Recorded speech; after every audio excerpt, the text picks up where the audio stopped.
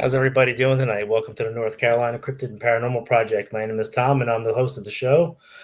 We have a good guest on tonight. His name is Dennis Stone. You might have seen him on America Unearthed with Dennis Walzer, or Scott Walzer. He's done some things with America Stonehenge and the megalithic structures in New England. So yeah, without further ado, we're going to do a lot. Well, before we bring him in, I'm going to try to do the same thing as last week. I'm not going to really focus on adding the chat to my, bringing it in unless there's a question. If you have a question, try to wait to the end because I'm going to get through this interview with my guest because he has a lot to talk about. So without further ado, here we go. Howdy. Hey, Tom. Good evening. How's it going? Doing pretty well this evening up in New Hampshire. We have a snowstorm going on right now, and very happy to be on your show.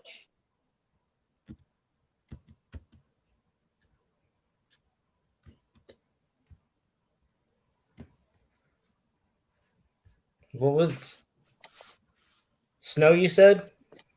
Yeah, we got a snowstorm going on right now. It's been going on actually since yesterday. So, yeah, it's winter wonderland up here now. And we do snowshoeing too at our museum. So this first time this year we'll be able to do that, Oh, wow. That's a lot. I mean, we got this cold weather blast from, down south. It's like 30 negative. No, it's 30, but it feels like overnight it feels like negative temperature. So, I mean, we got the Arctic chill back. And then one day it's 70 degrees. It's crazy. Up and down. I know. It's kind of rough. Up and down. So Mark's in the chat. Hey, Mark, welcome. Mr. Mark Eddy. Mark Eddy, yeah, good friend, yeah. Good guy, good liner-upper, and good friend. So I guess we can kind of start off with how did you get involved with America Stonehenge? Well, it actually starts back in the 1950s when my dad, his name is Robert Stone. He was a AT&T Bell Labs engineer. About the early 1950s, he was in the Coast Guard, and he was actually based up in Labrador. And he was not too far from where the Viking settlement, Lonzo Meadow, was eventually discovered by 1960. But and if he had known about it at the time, he definitely would have visited because he was just interested in history, Native Americans, early colonial history. And on a Friday night back in 1955, he was listening to a radio show. And the show was called Yankee Yarns. And the talk show host was from Maine. And his name was Alton Hall Blackington. And the station was out of Boston, one of the biggest AM stations, and it still is today. I think it's been going for about 85 years. And my dad could listen to it up in Labrador, as a matter of fact, kind of stay in touch with home, on the skip wave at night. But this night, they were talking all about these strange stone ruins in the town of North Salem, New Hampshire. And my dad lived the next town over, about 8 miles away. And as it got into the show, it just totally blew him away that a site of this kind was on this major radio station, and it was only a few miles from where he lived, and yet he never heard of it. He mentioned it to my mom that evening, and she had never heard of it either. So a few days later at a barber shop up in the town of Durham, New Hampshire, that's where Alan Shepard, the first astronaut's from, and Robert Frost lived up there. That's kind of our claim to fame up there. But they were he was at a barber shop just waiting to have his haircut. He picked up a magazine, just thumbing through it. And there were a couple of different articles, and one of them was actually about this site. And as he's reading it and looking at the photographs, because the radio show, you can tell what it looked like, he was just, again, amazed that this thing existed and really clinched it for him. And he looked at the barber who was working on somebody else's hair, and he said, "Hey, can I keep this magazine?" And he goes, "Well, how old is that?" It was 1952. And the magazine was a New Hampshire Profile magazine. It's no longer in existence, but it was a full feature about our site and everything. And that weekend at my aunt and uncle's in the same town, playing cards with about 10 people, he passed it around on a Saturday night, and nobody knew what it was to my aunt and uncle. My mom's sister and her brother-in-law looked at it, and they went, "Wait a minute. We went there in the 1930s. We used to picnic up on that place, So it was kind of an informal place where people went if they knew about it. And people would sneak up there and picnic and play among the ruins and everything. So, of course, my dad's next question is, can you find it? And they're like, it's not open to the public. There's no road signs to it. There's no advertising for it. It's just a radio show. And my aunt goes, well, maybe we'll drive around North Salem and see if we can find where it is, So that Sunday morning, the four of them went out driving all over this area. They finally saw a road that looked familiar to my aunt and uncle. And they parked the car and they walked up the hill. And lucky enough, it was the right piece of property. They basically trespassed. And when they get to the top of the hill, is a fence around the 1 acre area where the main site is. And my dad, and it has barbed wire on it. It was put up in 1937 by the first researcher, Mr. Goodwin from Hartford, Connecticut, to protect the site. And at that time, it was actually owned by a Mr. Goodwin, Mr. Malcolm Pearson, excuse me. And my dad climbed under the fence. The other three stayed outside waiting for him for quite a while. Finally, when he came back out underneath the fence, they asked him what he thought. And he was like, he says, "You won't believe this place." He says, "It's just totally amazing. I would love to get involved with this, research it, maybe, investigate it, find out more about it. And maybe, I would love to someday own this place, maybe open it up as a museum." And because my mom's reaction was, "You got rocks in your head," and I think the rest of them agreed with her. And over the next 3 years, he met the owner, Malcolm Pearson, and he eventually worked on an agreement by 1958. Coincidentally, on the summer solstice, they opened it up to the public for the first time. It was called the Stone Ruins of New Hampshire originally. Mm-hmm. And over that next winter, 58 to 59, they changed the name to Mystery Hill Caves. And that name stayed to 1963. And the word caves kind of confused people because they're not really caves, they're man-made chambers. All these different structures are put up by man, not by nature. So they dropped the word caves and it became Mystery Hill. And that's the name of the hill today. The USGS didn't have a name for this hill officially. It had different names, but they were nicknames. So now, by 1968, they actually adopted that name, Mystery Hill. So the name actually is Mystery Hill, but the name of the business was changed in 1982, a little over 40 years ago, to America's Stonehenge, to better reflect its function with the astronomical alignments. Today, we think we have about 57 alignments with the sun, moon, and stars. Oh, wow. But that actually goes back to 1959, the second year we were open. The Saturday Evening Post did a major feature on full color. We still had the magazine and everything. It was all in color, and it has our first manager giving a tour all around the site, different pictures. And the writer of the stories, it reminded him of Stonehenge in England because of the size of the stones, not the astronomical properties. Mm-hmm. And we didn't know anything about those at that time. But because of the big stonework, he called it the Stonehenge of America. And it was kind of a nickname by some people over the years. Right. And later on in 1982, they changed the name officially to America's Stonehenge. So it's been almost 41 years with that name. So I'm the second generation. And I've been around it since I was 18 months old. So I kind of grew up with it. My dad stayed at AT&T Bell Labs. He was there for about 30 years and he retired. And he always had an active interest up to the time he died in 2009. And he started a research group in 1964 called the New England Antiquities Research Association. And it's still going strong today. They have spring and fall meetings. They have several hundred members, and they're in Canada, they're in the US, we have a few in Europe. And they're still doing research and finding these sites. Back in my dad's day, they knew of about 15 other sites similar to ours, although they were generally smaller, a chamber or two, a few less constructions, Yeah. But since then, the number has grown to about 800 sites, and actually from Canada, Ontario, Quebec, all the way down to Virginia. They're finding these stone ruins that they think they're prehistoric. They're not something that farmers are building in the last 200 or 300 years. Funny, so you say that there's more than one, because my friend from New York, he lives in the Hudson Valley area, Al Santoriga. He actually has a stone chamber area where not too far from where he is. That's one of the big areas there, yeah. Westchester, Dutchess, and Putnam County have, I think, about 500 structures. So, and it goes a little west towards Monticello, Woodstock, the famous Woodstock, actually it was in Bethel with the Woodstock. We've been down there, that area many times. And we visited that area too. And yeah, that place is loaded with the chambers up and down the Hudson. And they're in Connecticut, Pennsylvania, and again, they go right down towards Virginia, into that. Not too far from Marquette's area, actually. Right. In West Virginia. How about that? That's pretty wild. So speaking of these Stonehenge area, the America Stonehenge, when were the stone chambers built and the alignments, when the alignments kind of put up like that, stones put in place, Yeah, right. The date seems to be about 4,000 years ago when it was constructed. It may not have all been constructed at once, and there may have been some earlier, constructions before that. But we did 12 different radiocarbon datings between 1966 and 1995. One carbon dating did not test. It wasn't enough mass. I think it was charcoal and it didn't have enough mass. But the rest of them tested. And the oldest one in the main site with that chain link fence that my dad climbed under, where a lot of the stone ruins are, but not all, because the hill is actually completely covered.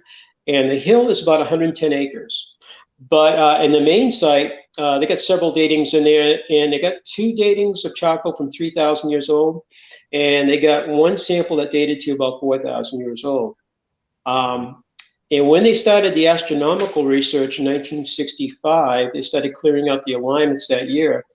In 67, just before you get on the air, we were talking about that particular avenue being cleaned out in 1965 by one of our teenage workers who became a nuclear engineer. Actually, in 1967, he took the first photograph ever of an alignment. It was a winter solstice, December 20th to 21st in 1967. And last year, he gave me those photographs. I had never seen them before. And through the veil of, I guess, cirrus clouds, you could just barely see the sun. It was a bright spot setting over that stone. It looks like a big arrowhead. Right. Well, when you saw that, we were pretty sure you're on the right path, that these were possibly set up for astronomical purposes, not just to look pretty out in the walls, you know? Right. In 1970, we went back and we met him. He had just come up from Newport News, Virginia, where he's putting in the 2 reactors in the Nimitz, which is still out there today, the U.S. Navy, the aircraft carrier. And he came up with us. We met him at his mom and dad's house. He had built a wooden snowmobile. And we had a recent snowstorm like we're having tonight, but we got about a foot of snow. And we had to go through his backyard up to the site about half a mile. So he broke the trail for us, and we followed him up behind a snowmobile. And we get up there, and we were very pleased that the skies were pretty clear, except for a couple little like stratus clouds, you know. Right. And we waited for a little while as the sun was setting, and just that sunset, the sun went right over, and you could see it through the clouds sitting right on top of the stone so beautifully. And that's when we really picked up the astronomical research, clearing out more of the avenues. Mm-hmm. When we clear out the trees, it's about 800 to 900 feet of clearing you have to do for each astronomical alignment by, probably between 100 to 200 feet in width. So you can actually watch a sun or moon or whatever rise or set over these alignments. A lot of work involved with it. That being said, I mean, when these things were built, the trees probably weren't there, so they had clear views of the sun, the moon, astronomically, alignment with these little, projected, carved out holes to see, to see the path. You're right. We think it was a pretty open hilltop. Our archaeologist who was with us from 1989 up to recently when she retired, she was in her 80s. She was a president of the New Hampshire Archaeological Society, which my dad was a member. And my uncle was the vice president of that group, and is still going today. But she stayed with us. And then in 1991, after she completed one project, a 3-year project, she began doing a shovel test pit study across 110 acres. What they do is they call it an STP, standard shovel pit, about a 50-centimeter square hole. And they go down to the hit bedrock, or what they call a pre-occupational level. And what she's doing is mapping the hilltop, looking for artifacts, looking for geological data. And her husband was a doctor of geology at Tufts University for over 30 years, because she used to travel the world with him. And he was a great asset to the New Hampshire Archaeological Society, because he could tell something that was made by nature, let's say, versus something that's artificially made by man. It was a very, very good resource, And he got involved with our site in her early days. Unfortunately, in 1995, he was on interstate and somebody hit him, and he passed away on the interstate, which is sad. But she began the shovel test pit study. It went on for over 5 years, and she mapped 110 acres. And we've done more of that recently with her before she retired. Her conclusion, and I think her husband helped her, was the hilltop probably around 4,000 years, not exactly, but around that time period, the hilltop was probably 75% bare bedrock, 25% covered with soil and vegetation. So the original builders had a more open hilltop, if you would, to see the horizon where the sun rises and sets, so forth. They probably still had to remove a few trees that could have been in their way, or brush or something like that. But today we had a forest up there. So that was a kind of a big obstacle. We love the trees, but we have thinned out the woods. We've we done a 2-year forestry project recently to open up the alignments more. We're opening up some of the lunar alignments we never have opened, even though we started clearing in 1965. It had never been done. And the next lunar cycle is 2025. We're going to watch the moon for the first time rise over and set over a couple of markers. And until that project was done, you could never see it through the trees, you know. You could speculate, you get the angle, it's like, yeah, it will, but you couldn't see the moon through the trees in that, you know, in that area. So we should be in about 2 years watching for that. So it's kind of exciting for us too. Nice. So speaking of, you know, when this was built, you know, how ancient it is, you know, what cultures do you think responsible for building this? Well, that's a great question. We think it's a layering of cultures because the time period, even with the carbon datings range, you know, the earliest about 4,000 years, and then there's carbon datings that come after that time period too. So we know Native Americans are in New Hampshire, the New Hampshire Archaeological Society, I get the publications. The earliest right now is 13,000 years, which is surprising because you have to remember the glacial period. We were under the glaciers during the last glacial period, you know, Wisconsin glacial age. And then it warmed up, and then we went into the Younger Dryas, you know, and that's been in the news kind of in the last decade or so. Native Americans here, because the question we get at our site is, the site could be 4,000 years old, but who was here 4,000 years ago? But there are people here much, much earlier than that, perhaps 9,000 years earlier.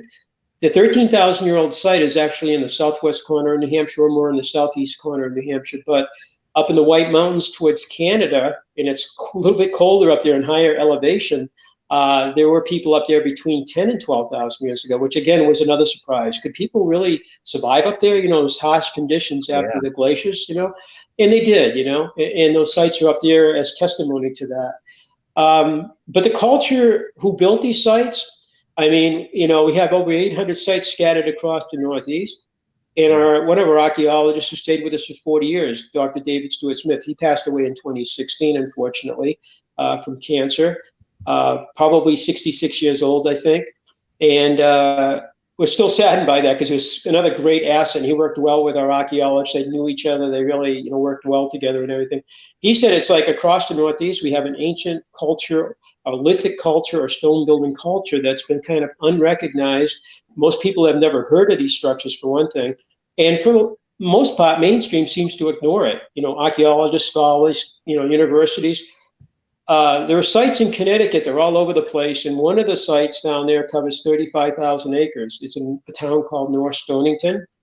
And in 2016, the year that David passed away, and unfortunately a book came out right after him called Ceremonial Stonework, all about North Stonington, by a gentleman who writes he's a photographer, writer, and he writes for Yankee Magazine. He also writes books about New England fishing villages. And in 2016, after living there for 30 years in North Stonington and hearing stories that all these features in the woods are all built by farmers, and the landscape is hilly, swampy, rocky, treacherous. The soil is really not arable for growing, you know, crops or anything. He said, that doesn't make sense. New England farmers wouldn't have built, you know, used this area for farming. It's terrible. So he wrote the book, Ceremonial Stonework, because that's what he thinks, these 8,000 different features scattered over 35,000 acres, 25 categories. And when you look at his book and you look at the pictures and you look back at our site, you see just about everything at our site you'll find in his book. And his book kind of represents, again, like the Hudson Valley you mentioned earlier, and sites all over Vermont's loaded too. And you'll see a lot of resemblances of different types of structures. And he labels them as 25 categories of structures. And it's a really great book. I recommend it. And he's been to our site a few times. We met with both, his name is Mark Starr. We met with him a couple of times. And I've been to his conference before. And right down the street, you have a couple of big universities, you know, like Brown and Yale and University of Connecticut, all these big universities, even in Boston, and they go overseas to look at these kind of things. They don't want to go in their own backyard, you know. And so they're being neglected. They're being neglected. Some are being bulldozed. Some are just falling apart, you know, from negligence, you know, and vandalism too. There has been some vandalism to some of these sites too, unfortunately, which is sad. You know, it's really sad. It is sad. Al says he knows you. It's Al from the Bronxville Paranormal Society. Well, hello, Al. Yeah, that's Al Santoriga. So yeah, that's great. I was telling Dennis, Al, about your.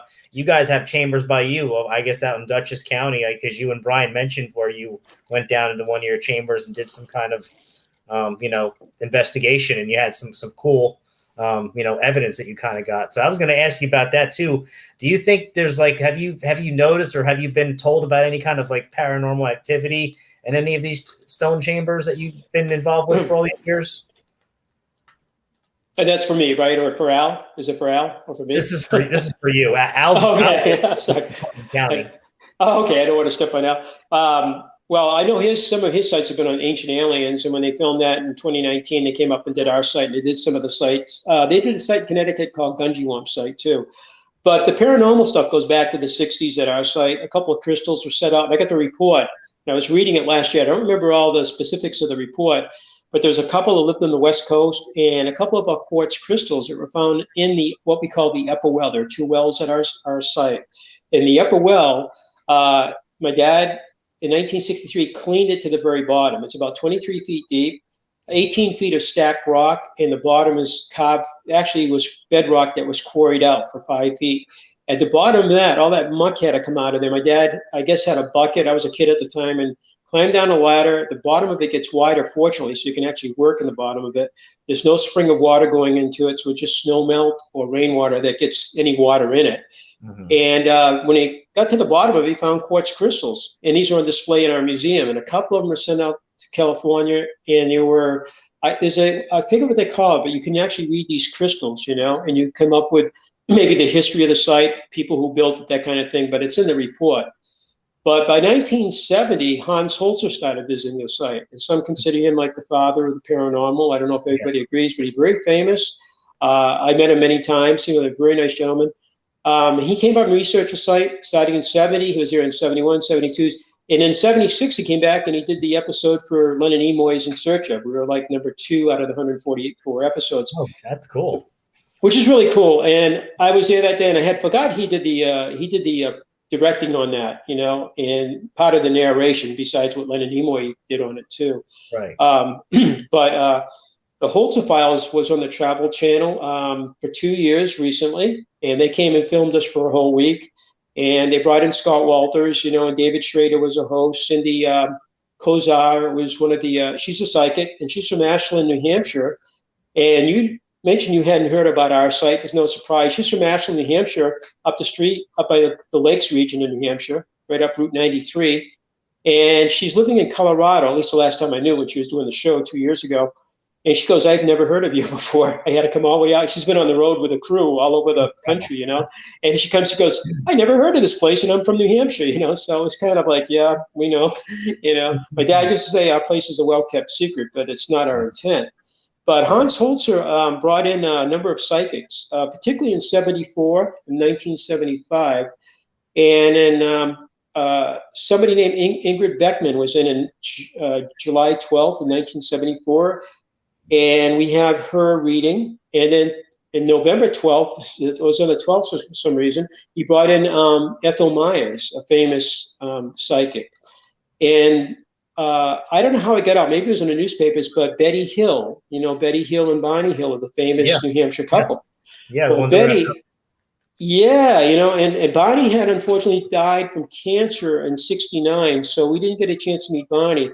But Betty came in and she brought a little gray head and the alien head. And I think she was with Kathleen Martin, because Kathleen Martin, her niece, she's kind of big in UFO, and MUFON and everything. And I've talked to her, I've met her, and she came in that time, I guess, with Betty. And she came in during the 70s. She owes me another visit. We talk by messenger quite a bit when I have questions about UFOs. But anyway, Betty came in to get a reading from Ethel Myers.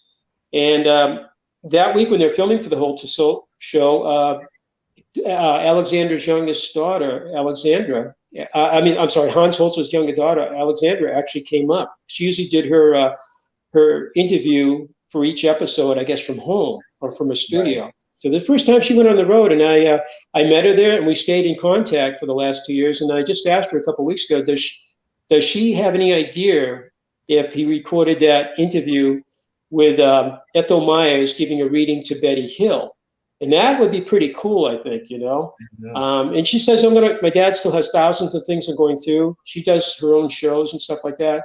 She's going to try to get to it this summer. And she finds it, she'll let me know about that. So now Hans is a book came out in 1992 called Long Before Columbus, on Columbus's 500th anniversary. And that's where he puts in his whole experience at our site starting in 1970. So he's probably one of the main psychics. We've had others over the years. Yeah. And we've been on different psychic shows, with different hosts from this region. When Scott Walters was here on Halloween this year, or last year, they had a tour going from Nova Scotia to Washington, D.C., and it had to do with the Hooked X, the Knights Templar, the Founding Fathers, the Masonic Order. And his co-host was Haley Ramsey, and she's been to our site a number of times. And on that particular day, they were there all day, 12 hours. And at night, we did a psychic event from about, I guess, around 7:30 all the way up to about almost midnight. We had a psychic event. And that was really interesting, too. So there is the interest in that, at our site. I've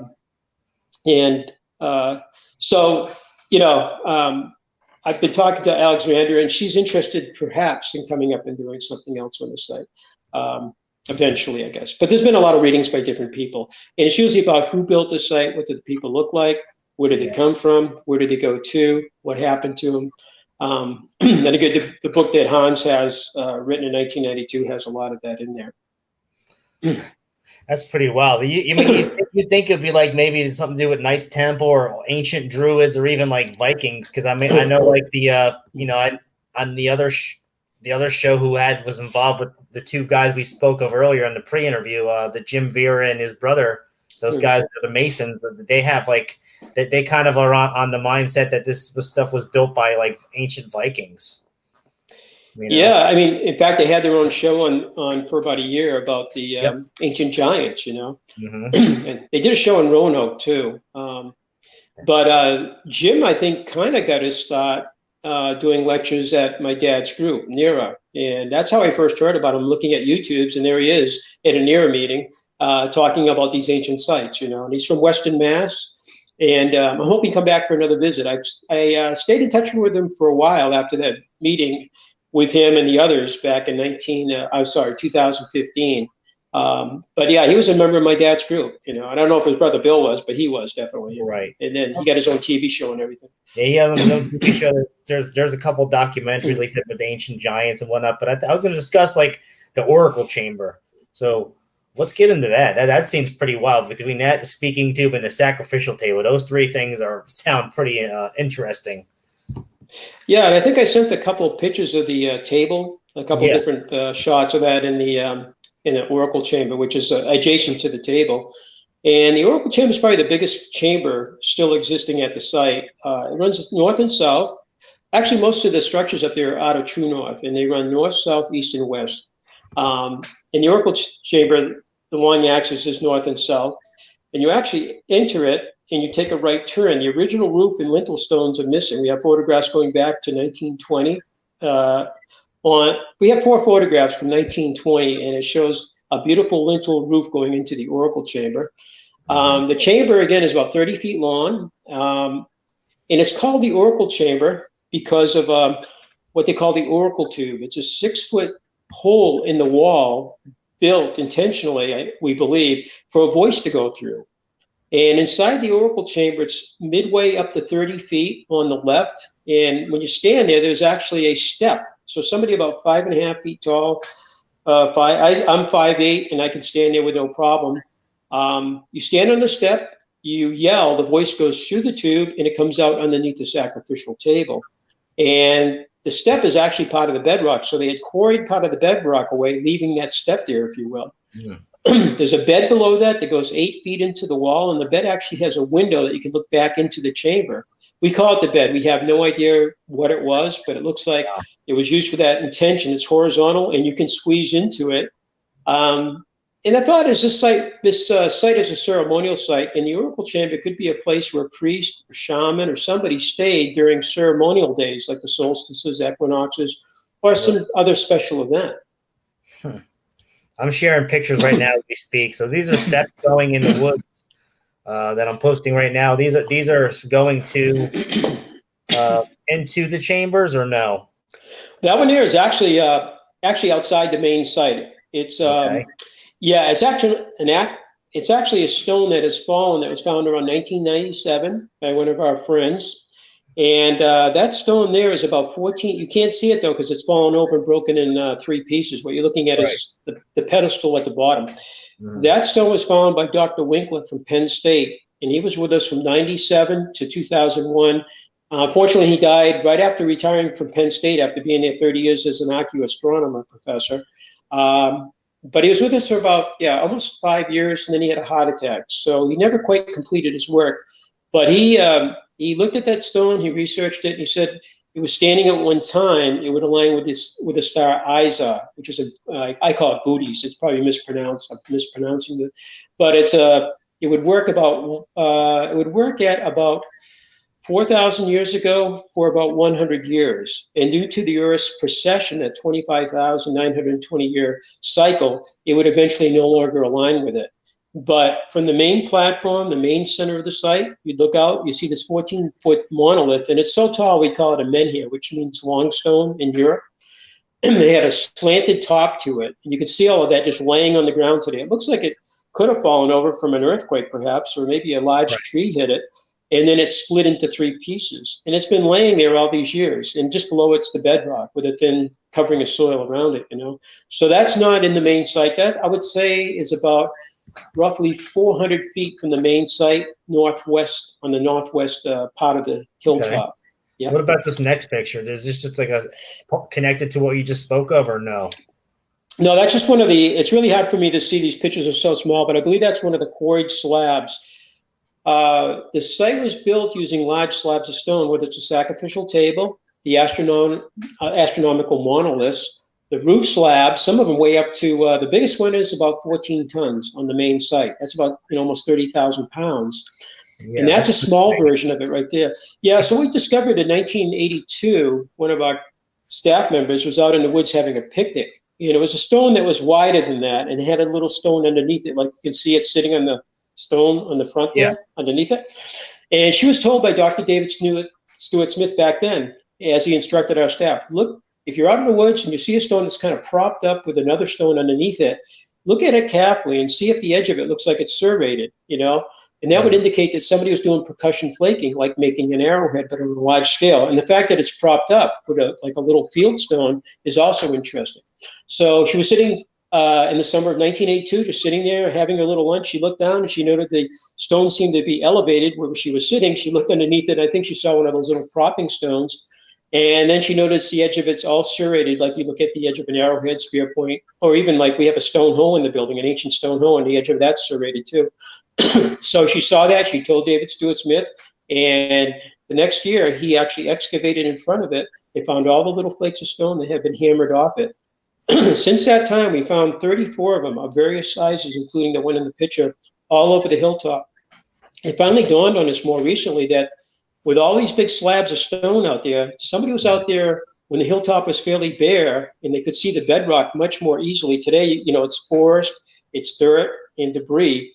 If I sent you out there to look for an area where you could separate the bedrock, you'd be like, are you crazy? I need radar, a ground penetration radar or Superman vision to see through this. Either that or I got to dig the hill up to find this and get the dirt out of the way.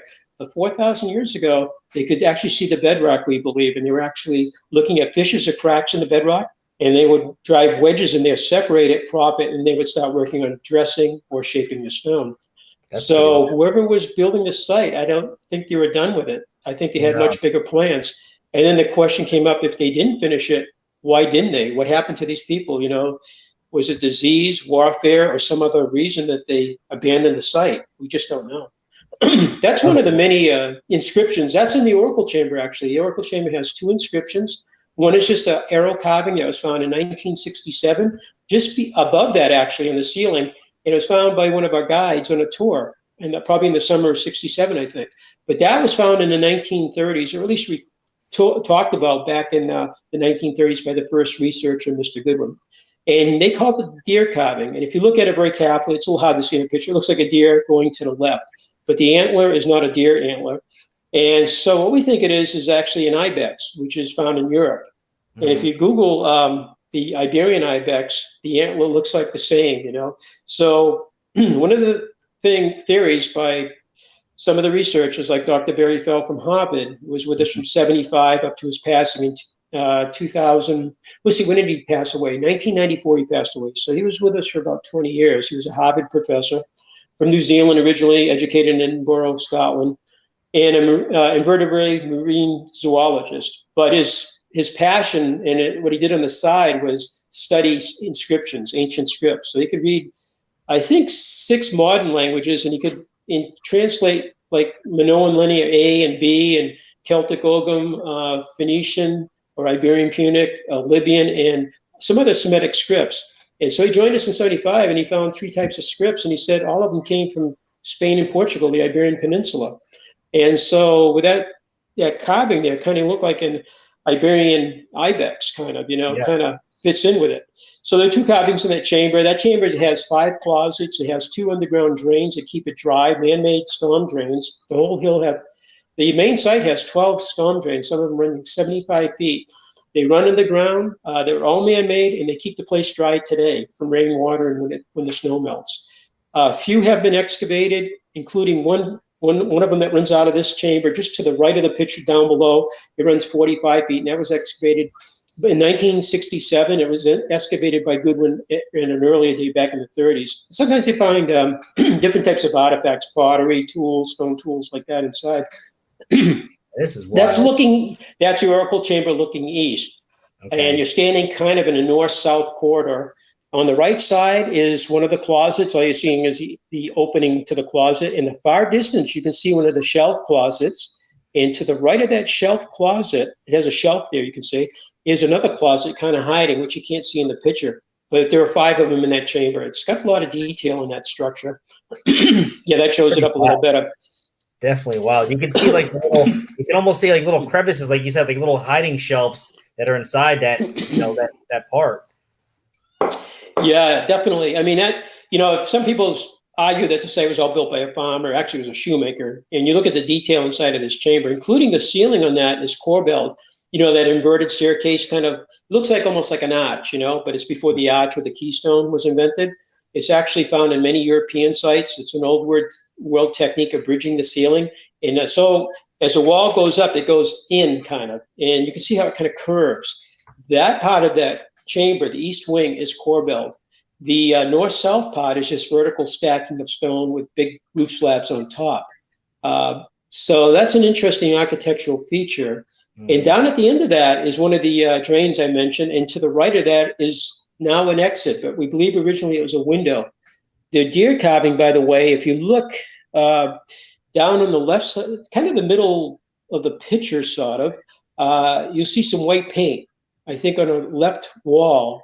That's where the deer carving is. Yeah, it's kind of an oval-shaped white paint. We put the white paint there. Where the H is. It's right behind where the H little plaque is. That's where the deer carving is, right. Yeah. What I wonder is if that light will go in there during one of the, like a winter solstice, if the sunlight will go into the opening and actually illuminate that. Because we have another illumination in a chamber called the Watch House that was discovered about 2.5 years ago.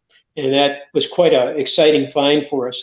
Part of the problem is there's still trees in that alignment, although we did a big forestry project over 2 winters. That avenue that allows sunlight to go in that window is not there. It's just, even in this wintertime when the leaves are off the trees, I've been up there and it's still in a shadow, So maybe we can use the Sunseeker app on a phone and check that out sometime, We should do that. That's how we found the first one.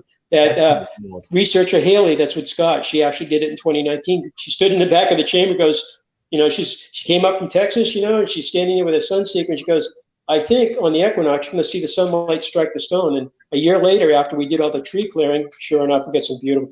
That is a summer solstice sunrise monolith. And that's the one that's in Scott Welter's show. And from the Astronomical Center, which is behind you, and there's in this stone here, and in between there's an oval of stones that was discovered in the 70s. We think that's the observation point, or what we call the backside.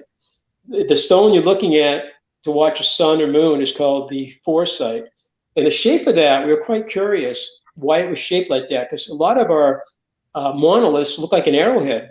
They have the point in the middle, so they're symmetrical. And this is kind of asymmetrical top with the point on the left. Well, when we opened that clearing up to the horizon back about 1973, 50 years ago, When we saw the horizon, we were kind of shocked. The horizon actually consists of two hills, and the shape of the horizon is the shape of that stone. So what they did is they actually shaped a stone to fit the horizon. And when the sun rises on the summer solstice, it rises 90 degrees to the slope of that stone and the horizon at the same time. So they took advantage of a natural feature and they incorporated it into the alignment. And in Europe, they call them horizon features. Something natural, a peak or a valley, in this case, kind of a notch. And they shaped the stone to fit that. And then the sun rises. It's off a little today because the Earth axis slowly wobbles. It's a 41,000-year cycle called the obligity cycle. And so it's off just a little bit today. You know, and that's kind of good because you can use that for dating. And that's how in 1977, when we got 5 years of survey data by Beverly Pearson and Associates of Derry, New Hampshire, a survey company, came down, and we paid as we could raise money. So it took 5 years to do the astronomical survey of 15 acres out of the 110. They fed that into a computer at the Harvard-Smithsonian Center for Astrophysics down in Cambridge, Massachusetts. And in 78, we get the results back, and they said if these were used for that purpose, for astronomical purposes, they would work about 1800 BC. And that's the date of that. Actually, that 4,000-year-old carbon dating was actually 3,800 years old, plus or minus 250 years. They both agreed. Yeah, that's so old. That was kind of exciting to find both charcoal and astronomical agreed with one another to the site's construction, we believe. Dang. Now, were there any bones ever found on site from doing any kind of excavation or kind of like relocating and checking? Like you said, your dad was there digging down below to clean it up. Did they ever find any bones on site? Yeah, bones have been found on the site, on the main site, as well as inside the oracle chamber. But in New England, the bones usually, they decompose within a few hundred years due to the acidity of the soil. Plus animals, animals go at bones too. So the bones that were found on the main site in 1938 were brought to, 30 years later, brought to the Harvard-Smithsonian Center, brought to the Smithsonian Institute in Washington, D.C. And they were looked at by Dr. Lucy Huygen. She was a physical anthropologist. And she examined those three bones. And there are three bones that came from the main site, and again, found by the first researcher. We couldn't do radiocarbon dating because it didn't exist in 1938. It was 1950, Dr. Libby. They must have been, real quick, they must have been normal bones, because if they were giant bones, the Smithsonian would have took them and they would have lost them. It's like the ongoing joke. Whenever they get giant bones, they don't know what happened to them. So they'd be in the normal-sized human bones. They'd be in the Potomac River, right? Yeah.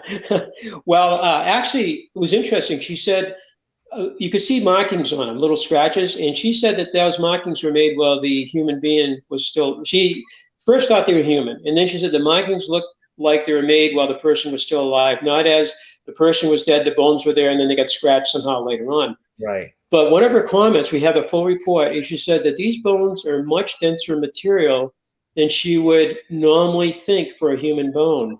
So that's something that's interesting to us. But again, we couldn't radiocarbon. They've been out of the ground now for 85 years. My interest is possibly having DNA, and I'm a friend of L.A. Mazzulli's, and he's done the Paracas, L.A. Yeah, he's a great guy. He's good. He's just talking to him today. He wants to do he's been to our site many times. He's done some videos on us, but he's done the Paracas stalls, and he's got a laboratory that does DNA. So that's that may be candidates for a DNA test. That's something we're kind of excited about. The other bones found in the watch house, one was a stone, actually was a bone pendant with a drill hole. Looked like a little bird bone, very about maybe an inch and a half. We have it on display at the museum with a drill hole in it. It might have been used as a pendant. And then it brings up a question, why was it in that chamber? Is it an offering, like somebody was put in there, that maybe a burial? Or was it just somebody lost it in there? But next to it, they found a stone pendant about the same length, but it was triangular shaped piece of stone. I think it was some sort of slate or something. I got to get the material identified, but it was found again back, 80 years ago, and it had a drill hole in it too. So these are two bone and a stone pendant. But the interesting ones were the ones that those weren't sent to the Smithsonian, but the other ones were. And she looked at them and she said, "I think these are bison or buffalo, bison." And she showed them to a friend who's actually a specialist in it, and he goes, "Well, they are bison." And she goes, "Yeah, but they're from New Hampshire. They don't have buffalo up there." He goes, "In ancient times they did. It was a woodland bison." And so they were inside the chamber that has that illumination that we were you mentioned earlier in the show, Nice. the watch house. So. That's pretty wild. Speaking of the animals and everything else, let's go back to, let's see, the serpentine walls and the spirit windows. Were they part of the original complex or something that was added later? Yeah, the million-dollar question on those. We've only known about those since 2016, when I retired from the airlines. I didn't get bored after I retired. I was in the airlines for 35 years flying, and when I retired, I went out in the woods and spent more time there. And I started looking at some of these walls, and one of them that I've been by many times, it was on one of the wood trails to my dad's house. I was riding by on my ATV at a three-wheeler, and I was riding by. I got off it, walked about 70 feet because the sunlight struck it. And the way it struck it made it look like a snake to me, from a distance. So I walked up to it and, oh my God, look at that. It actually has like a head. The head looks like the head actually slipped. The whole body tapered down about 20. I found out we measured it after about 27 feet in length, but it tapered down to this flat tail. It looked like a rattlesnake to me, and it's on a ridge of bedrock. And I'm like, oh, I think I got a serpent here, but I had no frame of reference. So I didn't know anything about stone walls shaped like serpents. I heard of the Great Serpent Mound in Ohio, famous one. But after that, I found a few more, and then Scott Walters came in with Alan Butler from England, his wife, and a whole entourage for another tour of the place. They've been there many times. And I showed him some of these, I think 3 or 4 serpent walls they had found by probably June or May of 2016. And they looked at them too, and they're pretty astonished. Like, yeah, they do look like snakes. Some are linear, some are rectilinear, like a 90-degree head or tail. Yeah. Some are curvilinear, like the big letter S. And some, now the last one, not the last ones, but one of the later ones we found was a watch house, which we've been walking by since we opened the place up in 1958. Everybody's been looking at it. It looks now like the boulder is a head of a serpent, and the tail goes off, the body goes off to the right, it undulates, and then it goes around, touches every astronomical foresight, including that summer solstice stone we're looking at, comes back in front of itself, one more hump, which we always noticed the wall had like a hump on it. It's like, why did they do that? But it makes sense if it's a serpent's, the end of the serpent's tail. Oh, yeah. 90-degree twist right in front of the mouth with a pointed tail. It looks so obvious today. It's possible because the tail's in front of the mouth, it might be symbolic of the Ouroboros. And I didn't know anything about the Ouroboros until we started finding our serpents. Right. And a woman actually on one of my other tours, not with Scott, on a separate tour, pulled out a phone and looked at some ancient Greek artifacts that had the Ouroboros on it. I think it was pottery. And she goes, this is an Ouroboros, because we were looking at a wall and it seemed to have this head with a tail up right by the mouth. It was not the watch house, it was a separate one, south of the main site. And we're all looking at her phone looking at the wall going, it could be. It looks just like that. And about 15 feet away from there's another one. The wall goes up, it rises, and it goes straight down like a face, and it goes into another wall. It looks like it's biting its tail. So those are new to us since 2016. And we found out going to a lecture after that, Mark Starr again, we saw his lecture and we got his book, and there's over 400 of the serpent walls in that one town of North Stonington, Connecticut. And they range from 30 feet up to 300 feet, 80 feet is the average. They're in Rhode Island. I just got some pictures of Rhode Island, some photogrammetry pictures, those are absolutely amazing. The 3D they can do with those, all the way down to Pennsylvania. And then a woman after Mark Starr that day spoke from Colorado, east of Denver. She's showing her stone features. And one of our features on our site on the south side, which we believe is an Ouroboros, is a wall. It encompasses several thousand square feet. It's shaped like the letter D, and it is one of the Ouroboros walls. And she's showing her D-shaped walls, and Mark Starr's got them down in North Stonington too. We don't know what the meaning of what a D shape represents. Right. And then she's showing her cairns and chambered cairns, cairn fields, just like Mark Starr showed an hour before that. And then she shows her serpentine walls out there. And they look like the ones, including one that had a head just like one of ours, almost exactly like a twin head of a stone, triangular shaped stone with a body behind it. Definitely similarities there. What state, if they wanted to come to your American Stonehenge, what state do they have to come? Like what part, town, and state do they need to come to? Yeah, right now it's we are open all year round too. But we're in North Salem, New Hampshire. It's in the southern part of New Hampshire, about 40 miles north of Boston, right off of Route 93. Very easy access. And the only time we're closed is Thanksgiving, and Christmas and Thanksgiving and maybe the occasional northeast blizzard we get up here. Right. But in the wintertime, we open up the entire hill where a lot of those quarried stones are, where a lot of the serpentine walls are, and the windows too. The windows are also found, and they are found in North Stonington. Now, we call them spirit holes, and they're absolutely beautiful. You know, they're found in England too. My friend from England has shown me a picture, and there's one in Dartmouth. They call them soul holes over there. The thought is that the spirit to go through it. The spirit, but besides that part, it's not just the spirit, but is there certain times of the year with the astronomical alignments you can see the stars perfectly through some of these little windows? We haven't tried that yet. People have been asking that question. We have 14 of them, just like we have 14 serpent wells. Some of the serpent wells have the windows in them. And by the way, out near where Jim Vieira is from, my friend from Texas, was shown some of the serpent walls in that part of the state of Massachusetts, and they have the windows in the spirit walls too. I don't know the correlation between spirit walls and the windows, and I don't know if these windows look at a solstice. They don't seem to be orientated in that direction, though. You know, they may be for a totally different purpose. So, yeah, that'd be pretty cool because I know they have things like they try to line up with pyramids too, like pyramids. The way some of these little chambers that are hidden in pyramids, certain stars with constellations and certain times of the year where it lines up. And you can see it perfectly through one of these like little tubes in a pyramid, you know, in like Mexico and South America, which is wild. Yes, that's interesting. There was a chamber that Malcolm Pearson's family bought 100 years ago, and that's how Malcolm got involved. It's called the Upton Chamber. It's open to the public in Upton, Massachusetts. His family had it to 1970. So at that time, the family had that chamber, and Malcolm had our site. And he got our site from Goodwin when Goodwin passed away in 1950 in a will.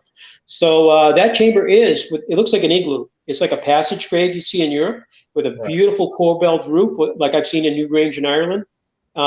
It's amazing, but it's facing, I believe, the equinox. There's a hill out there called Pratt Hill, and there's cairns on it, man-made structures called cairns. And it also is supposed to be aligned with the Pleiades. So, and the Pleiades, and it's part of the bookmark of the growing season, but it has a lot of other things going on with the Pleiades. In particular, if you watch like Ancient Aliens, they talk about a lot of the different legends and ideas and, you know, mysticism with the Pleiades, you know. Maybe people coming from there too, you know, or aliens, but the Pleiades. So astronomically, these sites seem to be aligned with the heavens, you know. Not a coincidence. We have 57 at our site. You know, 57 alignments. Nothing's a coincidence anymore, especially when everything is so perfectly measured and lined up and just, you know, geometry, geometry, like just the way it's lined, everything about it is perfect, you know? It definitely seems like that. Yeah, I mean, all the different features of our site, it's simply amazing. We have 24 star alignments too, and in 1978, that was another interesting part of that report from the Harvard Smithsonian. They said, you have 24 alignments with the stars. That was from the survey data. And we're like, we do. We knew we had the true north alignment 4,000 years ago. That alignment was from the star Thuban, and Thuban is also called Alpha Draconis. It's part of Draco, and Draco is either a serpent or a snake. So if you were looking at true north back then, you would have been seeing a serpent spinning around in the course of the evening. And that constellation may be inspirational, you know, as I say, as above, so below for some of our serpent walls. And the Great Serpent Mound in Ohio, which is one of 94 serpent mounds going all the way out to Iowa. It's a shame in our country we don't teach kids this kind of thing. It's so interesting. And you can visit a lot of these, you know. Yeah, most of these sites are free to go to, but it's just funny you said serpents, Draco, you know, Centauri and all the constellations, but, you know, Draco also has dragon, you know, background legendary to it. So it could be kind of focused on dragons too, not just serpents. It could be shaped off to look like a dragon. It's very possible. You know, and some of our serpent wells at our site and other ones have not only that, but they'll have a feature like in the middle. The wall gets wider in the middle, so it's either pregnant or it ate its prey. And we have a couple of those at our site. And again, I don't think that's a coincidence. I think that was intentional, you know, very symbolic of a serpent, because we have snakes around our property too. In fact, we were up with Scott Walters that day on that tour back on Halloween Day. They were all day. We're looking at this, looks like a carving of a pregnant goddess with like an X on the head. And we're all standing there, and all some people started squirming and moving and yelling. And we looked down, there were snakes all around our feet. It was a warm day on Halloween in New Hampshire, and there's these serpents. And just down the trail, there's a serpent wall. You know, so it was proper. You know, it's like, wow, see, there's a serpent right there. But it might have been the constellations. I have a wall that we call the North Wall, We've been walking by it since we opened that trail up in 1974. And it actually looks like a big bow tie. And I'm wondering if it represents the Belt of Orion, like the Great, the Great Pyramid, Right. the Giza Plateau, or Teotihuacan, which I've been to in Mexico. It looks like that, but I need an astronomer. I need somebody with an open mind to come in and say, yeah, that, at least give the possibility, say, so I don't want to go too far with that, but I went by there on my ATV again this summer, and I'm looking at it going, I'm thinking the Belt of Orion all of a sudden just came to my mind after all these years, Right. I mean, I was already aware of the other ones, but so yeah, that's that kind of thing, we're still finding things. I don't know what else we'll find, in the next couple of years, You don't still ride your three-wheeler out there, do you? Yeah, I got 3 ATVs. That's my oldest. It's 40 years old, and I use it. I bring firewood home, and we keep the trails clean. Was it a big red Honda or a 200? Yeah, it's a big red. Yeah, it's a 200 big red. Yeah, 1984. Yeah, those things are classic. We drive them slow, because we have tipped them over. My wife actually went over the banking with it back in the 1980s. It was the last time she rode it, I think, but.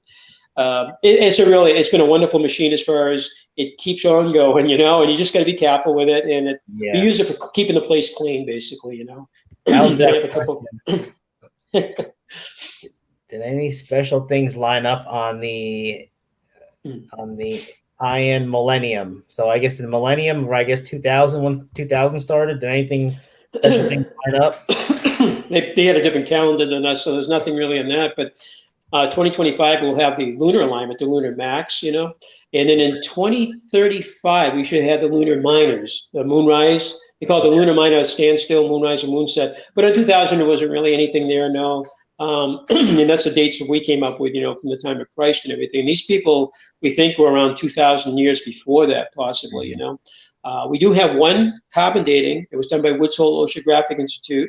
The University of Washington, I believe, did the calibration, and it was 7,400 years old. It was near the North Stone, and it shows us human activity on top of the hill during what we call the Middle Archaic time period. Doesn't mean they were building the site, but it means somebody might have been camping there.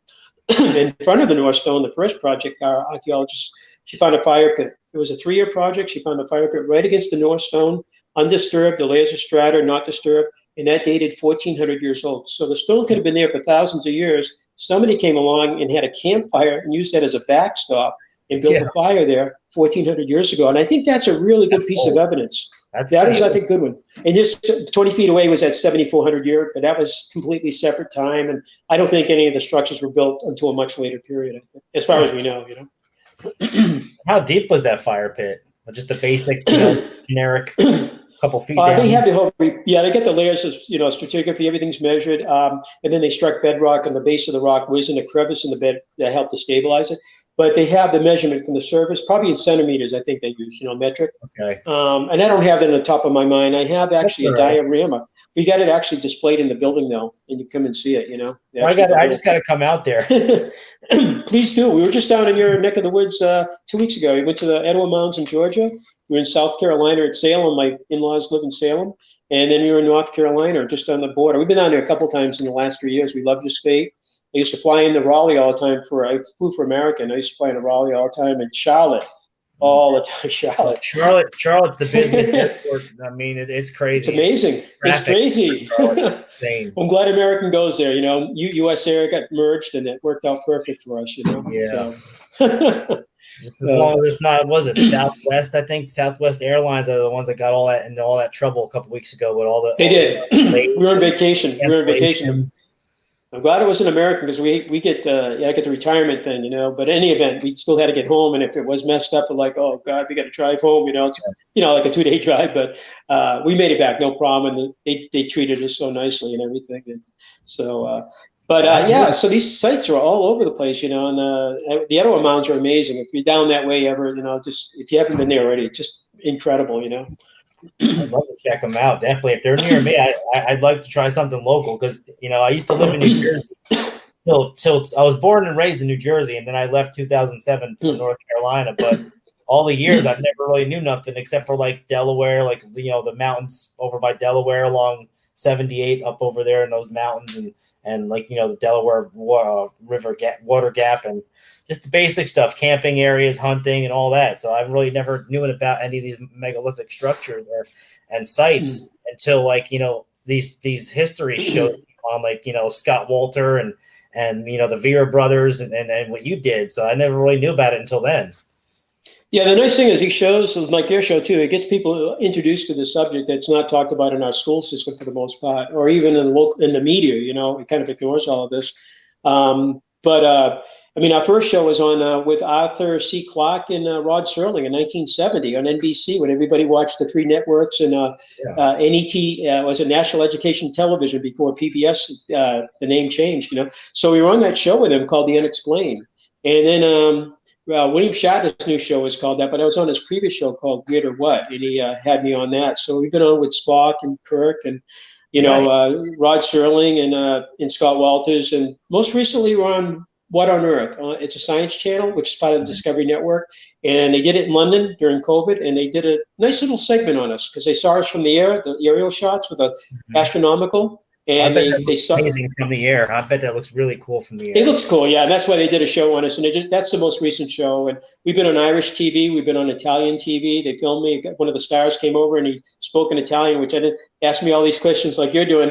And they told me what the questions were. And over the next half hour, I was supposed to remember the order of questions. So I just started talking. I had no clue what I was saying, how they it was funny. But they were nice to us, and it ended up on Italian TV, which is kind of cool, And Irish TV did a nice thing. Yeah, so and BBC's done a show, and that was about 3 years ago, and they did it on the summer solstice. There was BBC Wiltshire Radio, and they were at Stonehenge, and they decided to call me up and talk to me about my Stonehenge about 3 o'clock in the morning. So I was like totally out of it. But totally out of it. 10 cups of coffee. Yeah. It was fun though. I bet it was. Now, you were mentioning like about school, like they really, you need to start teaching stuff like this in school back, because I mean, to learn about ancient history and before like all this major technology took over, I mean, sadly schools are being, indoctrinated to teaching kids stuff that I don't even want to go into, because that's a whole different show. I like my channel the way it is. I don't want to lose my YouTube channel and get it banned. Right. Yeah, right. You got to be careful what you say. I know. I'll just say that.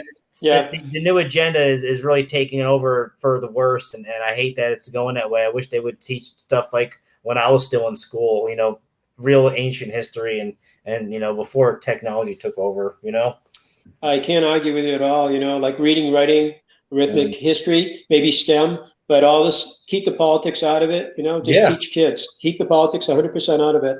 I totally agree. And they can go see so many marvelous things across the nation. There are over a million mounds, a million ancient mounds, they estimate, across from America. Indian medicine wheels up, which are ancient. We've seen some up in Sheridan, Wyoming, Bighorn medicine wheel. We've been there. But on the West Coast, they have the geoglyphs. Just like you see the NASCAR lines in Peru, those famous lines that are on history and all of that, they have them right in Blythe, California, and in that surrounding area in the Colorado River. There's about 200 of them.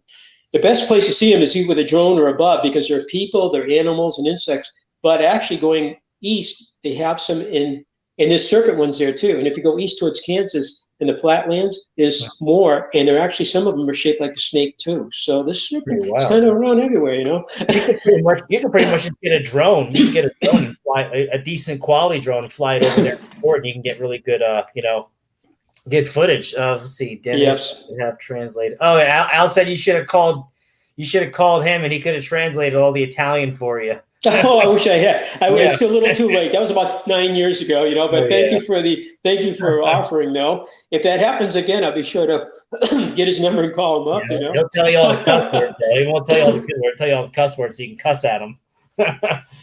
Oh, those, I think they might come in handy too. So. But I enjoyed this interview. We probably could do it again in the future if you wanted to come head back and do like a catch up following with more pictures and talk about more things. That'd be awesome. I definitely would. I really enjoyed the conversation. And there's so much more to this. That's going on in new finds. We're doing LiDAR. We've been doing ground penetration radar. I was going to ask about that. GPR. I mean. The GPR, we've been doing that. Actually, we started that in the 90s, but most recently, a LiDAR guy, his friend actually from Massachusetts, is bringing up her ground penetration radar. And she's got software. She's going to blend his images, the LiDAR, with the GPR images for 3D above and below the ground. And I can't wait to see that. He's done 15 acres. It took him 600 hours to process the data. He had handheld LiDAR, $50,000 unit. She has like the latest GPR equipment made in Toronto, and also It's made. It used to be made right down the street from us, a quarter of a mile. But then they moved to a town called Nashville, New Hampshire. It's called Geophysical Survey System. So she uses both equipment, but she's going to map the underground drains for us, which have never been done. Those drains, wow. See what's inside of them. Maybe there's artifacts, and just to map them is going to be good. Maybe it's like Oak Island, where there might be gold, because they did the same thing with the GPR and the LiDAR in Oak Island in the swamp, and they found a bunch of stuff. So it is interesting what you can find with that, So we got more things going on like that too. And the OSL dating is the latest, optically stimulated luminescence by the University of Washington. They did 22 places from New Hampshire. They did it all the way down to Virginia, and they processed half of it. So if I used to take 5 years to process the data and put it through the whole procedure, but now they get on about 2 years, and the results came out on our site, and it went to the Quaternary Geochronological Journal over in Germany. The editor is there. There's 33 editors around the world, and they do peer review. I think there's 6 in the US. And basically, the results came back, and the 2 results that work at our site, they took 4 cores. It's $1,000 per core or per rock sample. They did 2 rock samples and 2 earth or sediment cores. The rock samples did not test at our site. They didn't test at Gunjiwamp, another site in Connecticut, for some reason. They're trying to figure out why. But anyway, it wasn't just our site. But the 2 direct samples did test, one on top of the oracle chamber and one in front of the wall, which is part of that serpent of the watch house. Yeah. And they're pre-colonial. They go way back before the guy that always gets blamed for building a site, Mr. Patty, a shoemaker in the 1800s. It goes back well before his grandfather or his great-grandfather came over here, from England originally in 1690. This goes back before Columbus, So it weren't built by some colonial, that's one of the, you have to get past that, all these sites are all built by. And then when you do, and it supports the carbon datings and the astronomical dates too, So dang. That's what we're doing now. That's pretty wild. Down to Virginia, so.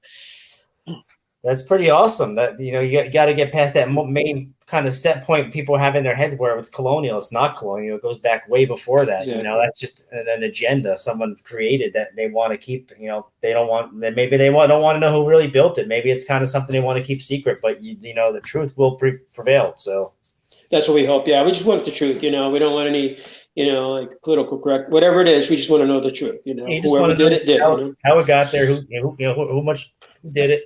How old it really is, and that's pretty much it. And you can go from there, and then you gotta base everything off of that. Based off your evidence, your pure factual evidence, the data you collected.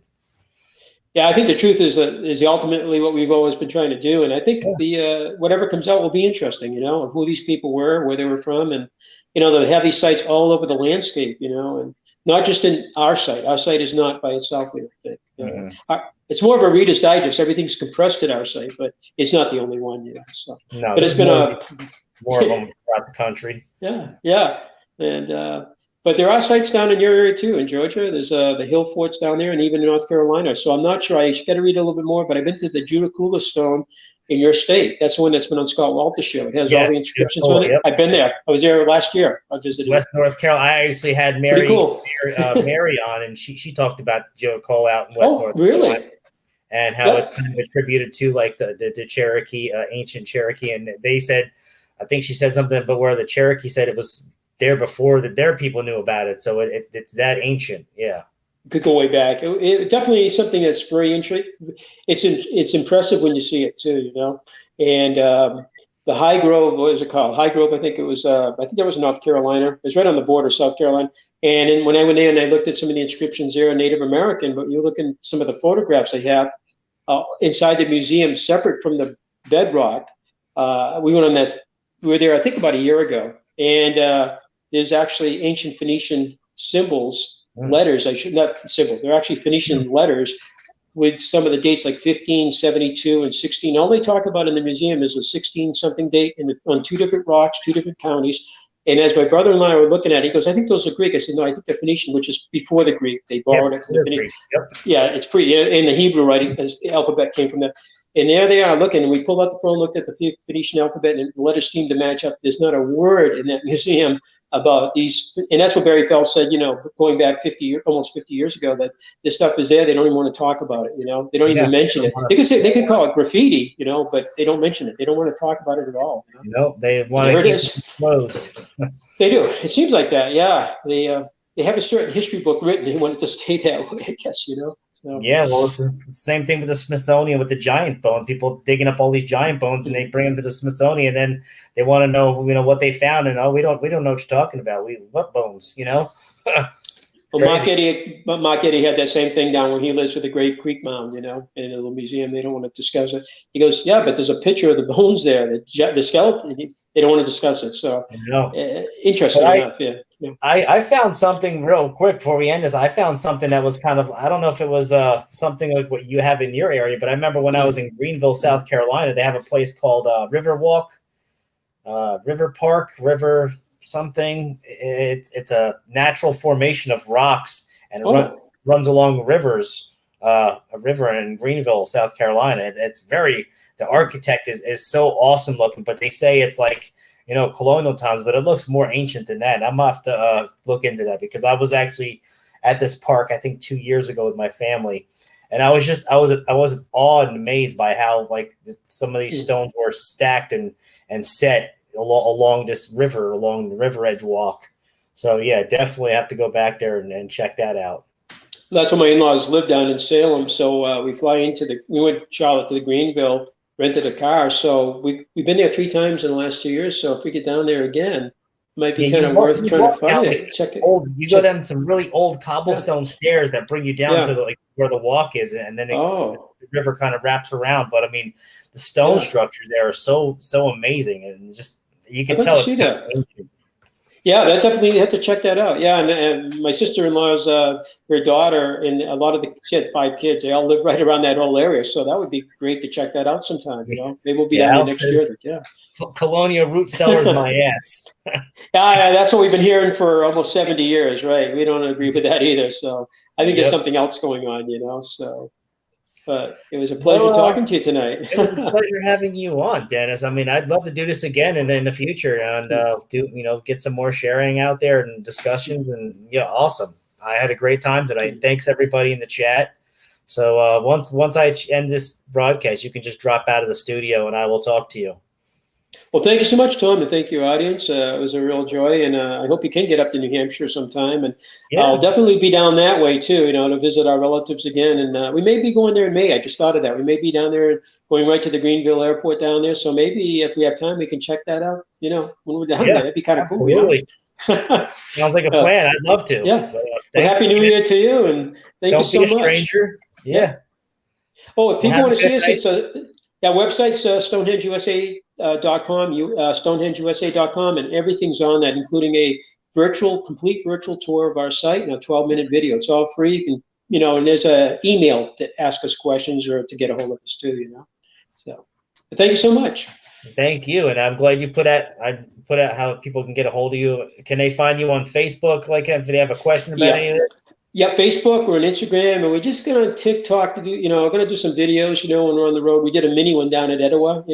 But but that website does have a phone number, and it has the email address. That's more direct, but you can get a hold of us Facebook, Instagram, or whatever. However you want to do that. So, but please contact us if you have any questions at all. Awesome. Well, everybody, you'll have a great night, and thank you, Dennis, for coming on. And we'll be speaking soon. So definitely looking forward to it. Thank you so much. Have a good evening. Thank you. Okay, everybody, you'll have a wonderful night and blessed evening. Thanks, everybody in the chat, for coming out tonight. You didn't have to give your time for this, but I appreciate it. You could have been doing anything tonight, but you decided to come here and hang out. So I appreciate that very much. Y'all have a blessed evening and love you guys. And here we go with the exit.